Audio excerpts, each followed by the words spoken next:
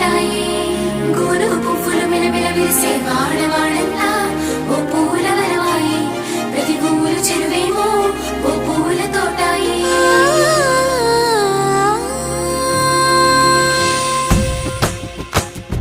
పచ్చ పచ్చని పల్లె పచ్చని పల్లె మబ్బుల్లో లేసింది వాకిళ్ళు ఊడ్చి ముగ్గులు పెట్టింది అందాల బొడ్డమ్మ వాకిట్లో పెట్టి జైలెత్తి మొక్కింది కాపాడమంటూ గౌరమ్మ నడిగింది